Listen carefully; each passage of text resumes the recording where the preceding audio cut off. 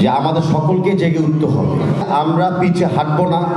আর কতদিন এভাবে আমরা অবশ্যই বক্তৃতা দিচ্ছি, প্রেস ক্লাবের সামনে মানববন্ধন করছি, কিন্তু এত চুপ থাকলে হবে না, এত নীরব থাকলে আর হবে না। আমরা 7 বছর ধরে দেখে আসতেছি, দাবি জানাচ্ছি, অভিযোগ তুলতেছি, কিন্তু কোনো কথাই আমাদের এই ফাঁসিবাদী সরকার শুনছেন না। তা আজকে এই হলরুম থেকে বলতে চাচ্ছি সকলকে যে আমাদের সকলকে জেগে উঠতে হবে, আরও আমাদের প্রতিবাদ তীব্র করতে হবে, আরও আমাদের দাঁড়িয়ে থাকতে হবে, যে আমরা দেখাইতে হবে যে আমরা পিছে হাঁটবো না। যত দিন লাগুক, যত বছর লাগুক, আমরা আমাদের পরিবার সদস্যদেরকে খুঁজে বার করব, অথবা তাদের ব্যাপারে কি হয়েছে সে তথ্য বার করব, আর তথ্য অনুযায়ী আমরা ন্যায় বিচার এই দেশে প্রতিষ্ঠিত করব। সেটা আমাদের সবারই কমিটমেন্ট হতে হবে। আর আমি এবং আমরা বিএনপি পক্ষ থেকে তো অবশ্যই আপনাদের সামনে দাঁড়িয়ে আছি যে আগামীতে যদি এই দেশে যখন একটা পরিবর্তন আসবে, সেই পরিবর্তনের সাথে সাথে ন্যায় বিচার প্রতিষ্ঠিত হবে এবং আপনাদের সবার, আমাদের সবার অধিকার সবচেয়ে আগে নিশ্চিত করা হবে।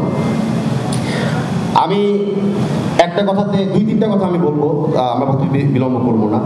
প্রথম কথা হলো যে অনেককে আমরা ফেরত পেয়েছি। অফকোর্স আল্লাহর কাছে বহুত মেহরবানি যে অনেক গুম হওয়া ভিক্টিমরা আমাদের মাঝে ফেরত এসেছে। তবে প্রশ্ন উঠে, আসলে কি তাদেরকে আমরা ফেরত পেয়েছি? মানসিকভাবে ওরা কি আমাদের মাধ্যমে আবার ফেরত চলে এসেছে? ইমোশনালি কি তারা আমাদের সাথে এখনো আছে? ভয় ছাড়া কি তারা প্রতিটা দিন বাস করতে পারছে? উত্তর হলো না। তাই এই ফেরত পাওয়ার কোনো মানে নেই।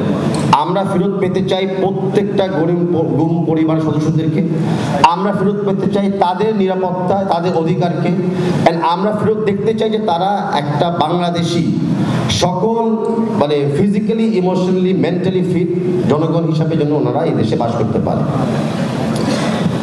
আরেকটা কথা বলতে চাচ্ছি যে আমাদের আসলে অনেকে কিন্তু গাজী হিসাবে চিহ্নিত আমরা করতেই পারি। তারা কারা? তারা হলো আমাদের বর্তমানে যারা শিশুরা, যারা বয়স কম থেকে এখন পর্যন্ত তাদের বড় ভাই বাবাদেরকে এখনো দেখতে পারে নাই। তবে প্রতিটা দিন তারা এই গুম দিবস বলি বা গুমকে প্রতিরোধ দিবস বলি, ওটা লড়ে যাচ্ছে। আমরা তো হয়তো আন্তর্জাতিকভাবে একদিনই দিনকে স্বীকৃতি জানাচ্ছি, তারা কিন্তু প্রতি মুহূর্তে তাদের জীবনটাকে এই দিনের সাথে যুক্ত করে দিয়েছে। তাই আমি সকল আমার ছোট ভাই বোন বলেন বা নিজ নেফু থেকে বলেন, তোমাদেরকে আমি ধন্যবাদ জানাচ্ছি আমাদেরকে ইন্সপায়ার করার জন্য। আর আমি তোমাদের কমিটমেন্ট দিচ্ছি যে যত সময় লাগুক, যত কষ্টে লাগুক, আমরা তোমাদের ভাইদেরকে, বাবাদেরকে, কোনো অন্য পরিবার থেকে খুঁজে বার করব। তোমাদেরকেও আমরা এই জাস্টিস আমরা দিয়েই ছাড়বো। এখান থেকে আমরা যারা আছি মঞ্চে কেউই আমরা পিছিয়ে নামবো না। আমাদের শক্তি হলো আমরাই।